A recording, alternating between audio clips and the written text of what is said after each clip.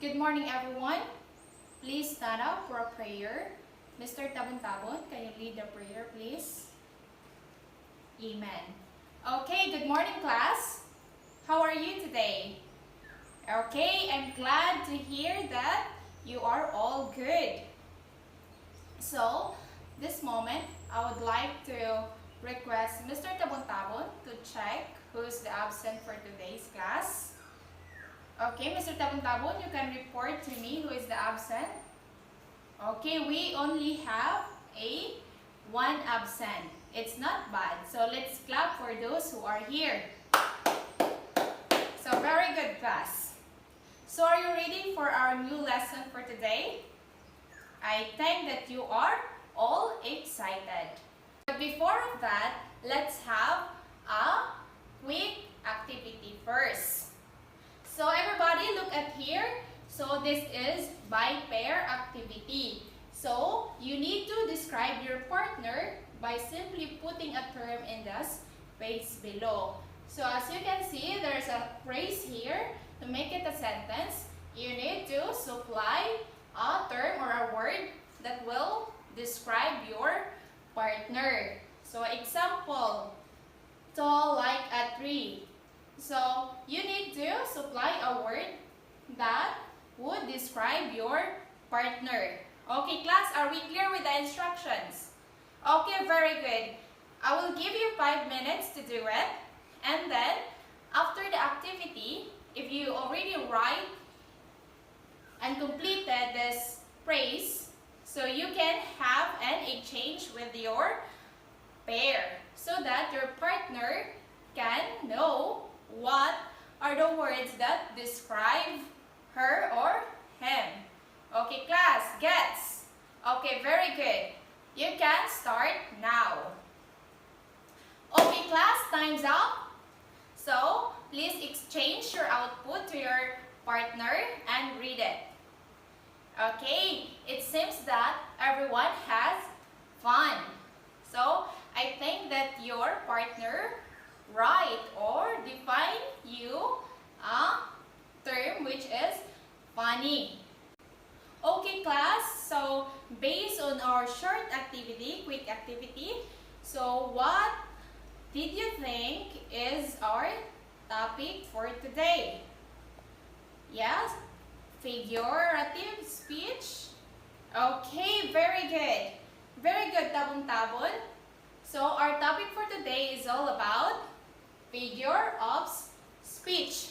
So in this lesson, we have 3 learning objectives. So first is that identify the different types of figure of speech. And the other one is to create on poem using the different types of figure of speech. And last is to appreciate the use of figure of speech in literature and poem. Are we clear with the objectives, class? Okay, very good. Let's proceed. So here, class, okay, I see the board. So I have here the 4 sentences. I want you to identify which of the sentences are figurative language and which of the sentences are literal language, use literal language. So, which of the sentences are figurative language, class? Okay, very good. So, it is 1 and, I know, it is the 2 and 4. So, 2 and 4 are figurative language. So, it is raining cats and dogs and the opportunity knocked at his door. And the literal language here, class, is the number 1 and 3. So, it was raining a lot, so I rode a bus. And Philippines is one of the most beautiful country in Asia. Okay? So, what do you think is the difference between figurative language and literal language? Anyone from the class? Okay, very good. Figurative language is a language that is hard to understand, while literal language is easy to understand. Yes, very good, Miss Yepes. So, okay, class. So, let's define first the literal language. So, when it comes to literal language, it used to mean exactly what is written. So, as our example, so Philippines is one of the most beautiful country in Asia. So, it is what it is. So, you don't need to figure it out. Okay, and the figurative language, these are a word or a phrase used in distinctive way to produce a rhetorical effect. So, okay, class, figurative language, to say it in a simple term, it is a word or a phrase whose actual meaning is different from its literal meaning. So, are we clear, class? Okay, very good. So, let's proceed to the types of figure of speech. Number one is that we have simile. So, what is simile? Any idea? Okay, so very good. Simile is a figure of speech that compares two things that are different from each other, but have similar qualities. These are generally formed through the usage of the words as and like.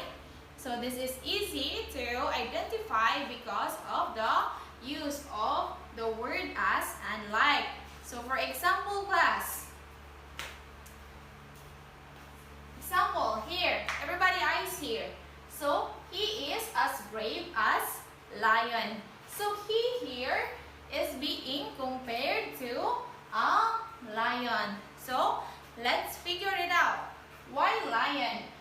Because when we say that lion, we know that lion is the king of the jungle. So when you are the king of jungle, you show bravery and boldness.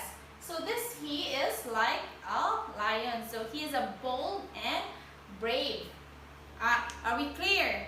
Okay, very good. And the number two example is her expression was cold as ice. I guess this sentence is very common. So when we talk to our friends and you said, it seems that you're not excited, your expression is as cold as ice. So have you heard this, class? Yes, very good. Yes, we hear that a lot of times. Me, I hear that a lot of times with my friends. So it means that her expression was cold as ice. So it means that this her is not excited, or she didn't show any interest of the topic. So that's why her expression is calm or cold. And that's the meaning of it. The third one is friends are like parachute. So what does it mean, class? So parachute, are you thinking that if you gonna dive or go skydiving, your friends are at the back? So is that the meaning of the sentence? No. So if we think parachute, so parachute is commonly used for skydiving or say such things. So means if you don't have parachute, if you dive from the sky, then you end up. So that's why friends are like parachute, means that friends should be a lifesaver. Okay, are we clear? So any example, simile example, who can give me? Yes, her lips is as red as rose. Very good. Yes, I heard already that sentence. That's the most common, right? So when you have this red lipsticks and your friend says your lips is like a rose, like that. So, and if you wear a black lipstick, your lips look like a witch. So that's an example of simile. simile. So, are we clear, class? Okay, very good. So, okay, class. So, we have another example. I take this passage from The Great Gatsby by Scott. So, everybody read? Okay. So, in his blue gardens, men and girls came and went like a moth among the whisperings and champagne and the stars. So, Fitzgerald here use of simile. So here, what have you observed in the passage? So, the men and girls came and went like a moth. So, the men and girls are being compared to a moth. The author here makes use of simile as a figure of speech to compare Gatsby's party guests to moths, as what I said. The imagery used by Fitzgerald is one of the delicacy and beauty and creates an ephemeral atmosphere.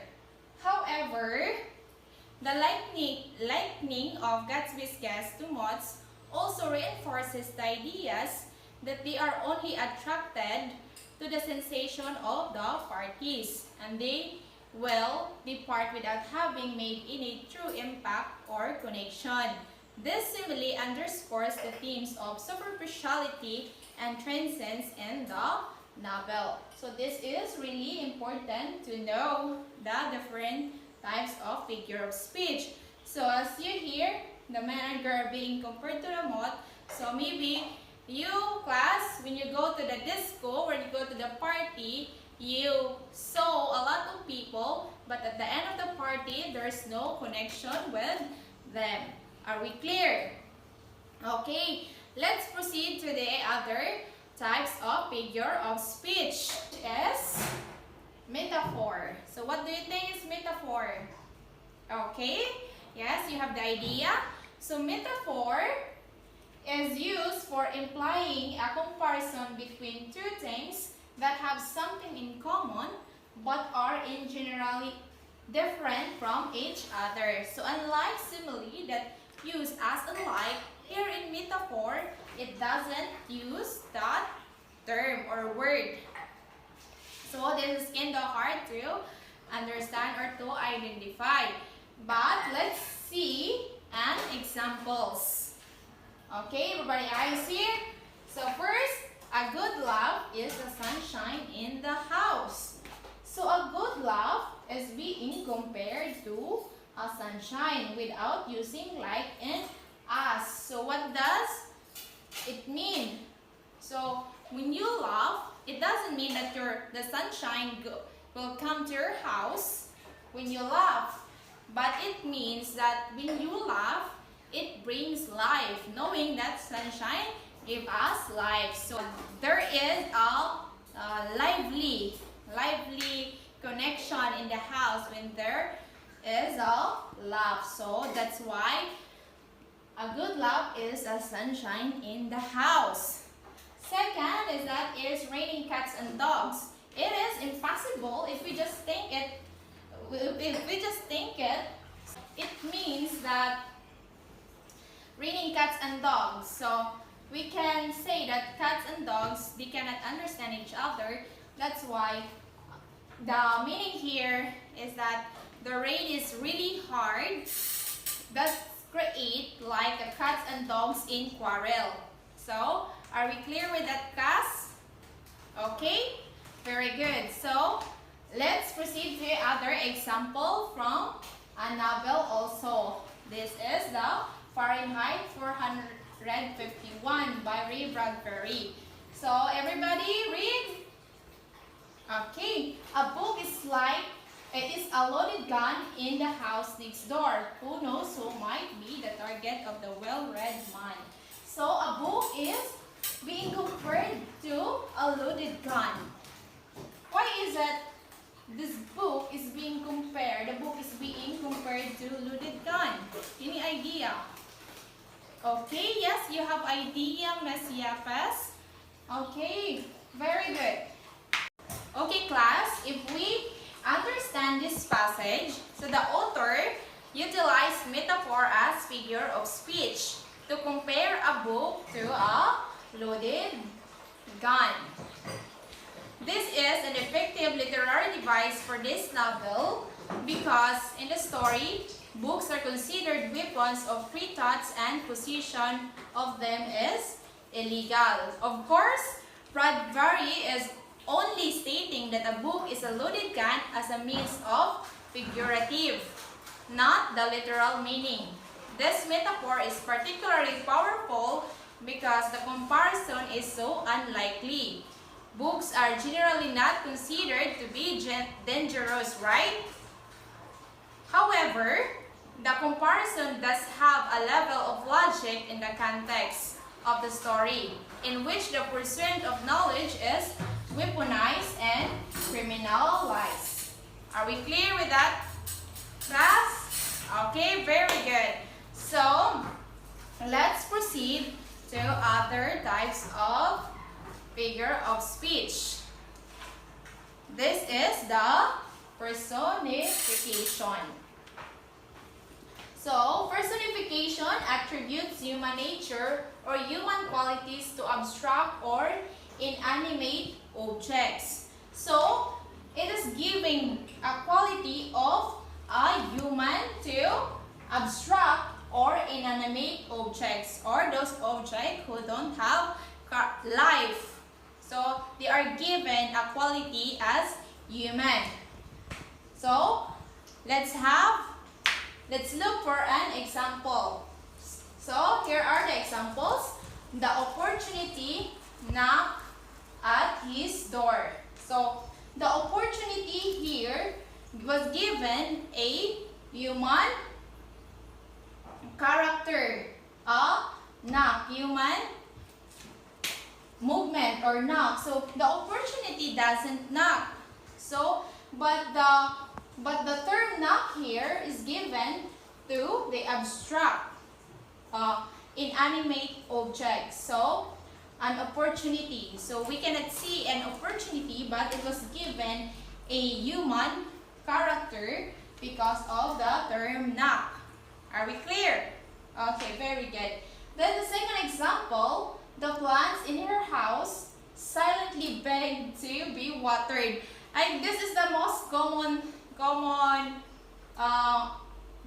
line, especially to our friends when they saw that our plants are dying. They said, "Uy, bubuo isa nimong tanong, uy, kanang murag hangyo na jud sila na nabubuan nimo, naghangyo." So the term there is bigging. So naghangyo, the plants doesn't big. It is only human. So it was given a character of a human to plants. Okay. Am I understood, class? Okay, very good. Okay, the last example, class, is that the trees dance gracefully as the wind blows. So the trees was being personified because of the word dance, and the wind also was personified with the term because of the term blow. So are we clear? So let's proceed to other example from a novel. So I quoted here this passage from 100 Years of Solitude by Gabriel Garcia Marquez. So everybody read. Both describe at the same time how it was always March there and always Monday, and then they understood that Jose Arcadio Mondia was not as crazy as the family said, but that he was the only one who had enough lucidity to sense the truth of the fact that time also stumbled and had accidents and could therefore splinter and leave an internalized fragment in a room. So class, can you locate where is the figurative language here? Okay, very good. Time also stumbled and had accidents. So this is the figure of speech here in this passage. So the author utilized personification as figure of speech. time is personified as entity that stumbled and had accidents. This is an effective use of figurative language in that this personification of time indicates that level of human faculty that is really associated with something so measured. In addition, this is effective in a novel because time has a great deal of influence on the plot and character of the story. Personified in this way, the meaning of time in the novel is enhanced to the point that it is a character in and of itself. So that's it, the personification. So as what I said, the time was personified because of the term stumbled and had accidents. Okay, class, any questions, clarification? Okay, am I understood? Okay, very good. So let's proceed to our last types of figure of speech. It is the hyperbole. So any idea of what is hyperbole? I know that most of us use this figure of speech, but we might not notice it or we might not recognize it yet. But now, we can recognize that it is hyperbole. So, hyperbole is a figure of speech that consists of an exaggeration.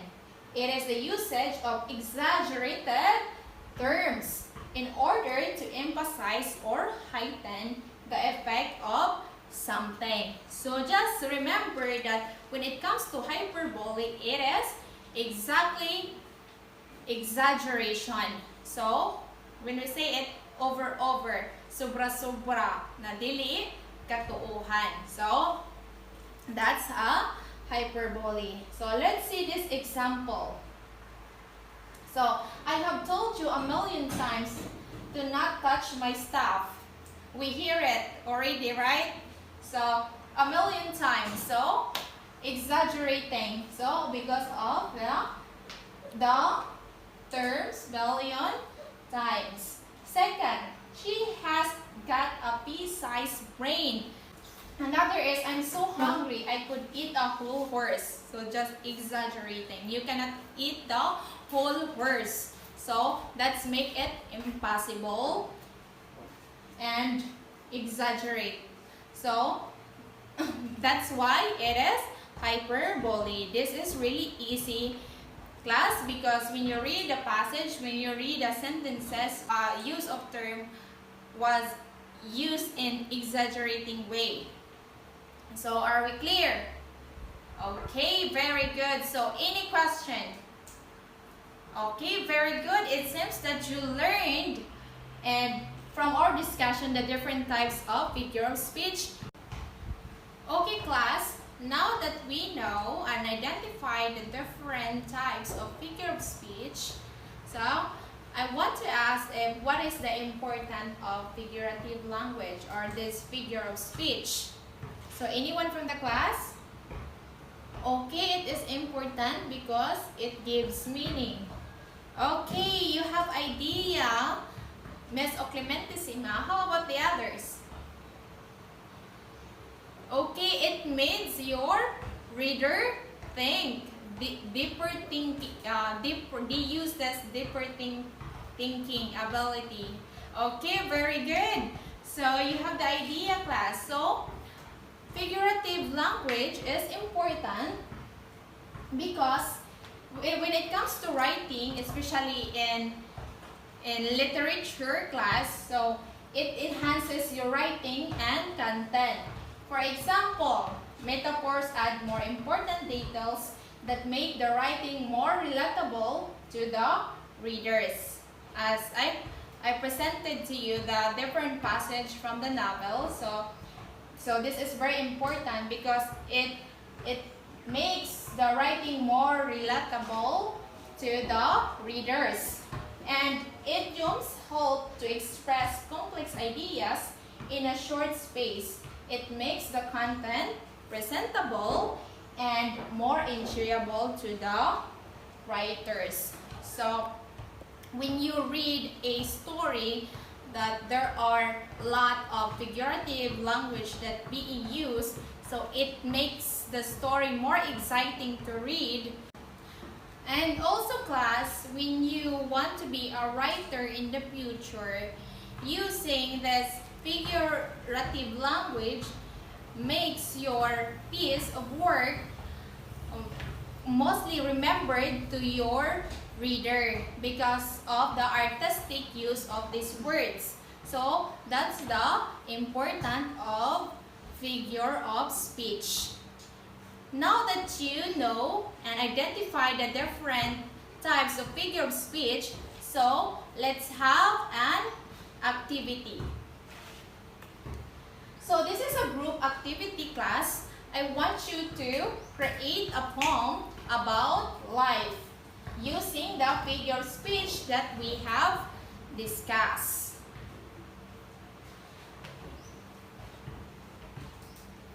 In order you to be guided of the poem composition, here are the criteria or rubrics for rating. So, everybody class, read and understand. If you have questions, please, you can ask me now. Okay, you have no questions so far. Now, proceed to the poem making. Okay class, please submit. Time's up. Please submit your output in front. I want Kukilia to collect the output, please. Okay class, so let's have a short recap. What are the different types of figure of speech? Okay, simile, metaphor, personification, and hyperbole. These figure of speech are important because it makes the piece of writing more exciting to read. That's the importance, and there are other lot of importance of this figure of speech. Now, let's have a short quiz. Okay class, let's have a short quiz. Everybody read your directions. Done? Okay, very good. You can now start answering. I will give you 10 minutes to do it. Okay class, time's up. Everybody change your paper. Let's check your answer. Class, please check your answer. Honestly, I don't want cheating. So these are the answer from 1 to 10. And now who got perfect? Okay, very good. A lot of you got the correct answer. That's good to know that you learned something from our discussion. So before we go, I would like to please copy your assignment. So this is your assignment. So I want you to read a books or any literature available at home, highlight and write the figurative language that you found. Write as many as you can and identify what kind of figure of speech is that. Write in a one whole sheet of paper. The reason that I want to highlight that figurative language class because to know that you are really reading a book, because I don't like cheating here, okay? Okay class, that's all. Are you done writing your assignment? Very good. Now, please stand up. I want you to pick up a pieces of paper and clean as you go. Okay class, everybody stand up and let's recite our classroom motto. Imagine with all your mind, believe with all your heart, achieve with all your might. That's all class and have a good day ahead.